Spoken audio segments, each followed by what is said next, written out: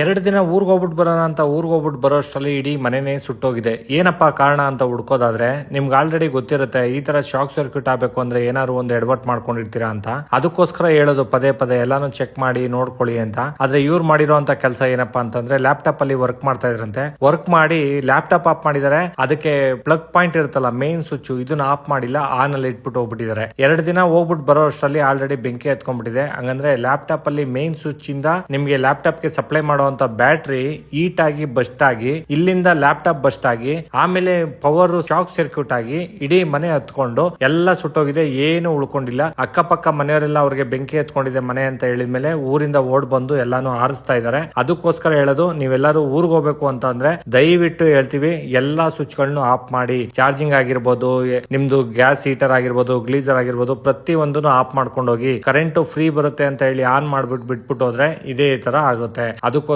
ದಯವಿಟ್ಟು ಚಾರ್ಜರ್ ಗಳನ್ನ ಮೇನ್ ನೋಡ್ಕೊಳ್ಳಿ. ಮತ್ತೆ ಹಳೆ ಎಕ್ವಿಪ್ಮೆಂಟ್ಸ್ ಯಾವ್ದಿರುತ್ತೆ, ಚಾರ್ಜರ್ ಆಗಿರ್ಬೋದು, ಬೇರೆ ಹಳೆ ಐಟಮ್ ಗಳನ್ನ ಏನೇನ್ ಯೂಸ್ ಮಾಡ್ತಾ ಇರ್ತಾರೆ, ಎಲೆಕ್ಟ್ರಿಕ್ ಐಟಮ್ ಗಳನ್ನ, ಅದನ್ನ ಆದಷ್ಟು ಚೇಂಜ್ ಮಾಡ್ಕೊಳ್ಳಿ. ವರ್ಷಕ್ಕೂ ಅದು ಹಳೇದಾಗ್ತಾ ಇರುತ್ತೆ, ಶಾಕ್ ಸರ್ಕ್ಯೂಟ್ ಆಗುವಂತ ಸಾಧ್ಯತೆ ಇರುತ್ತೆ.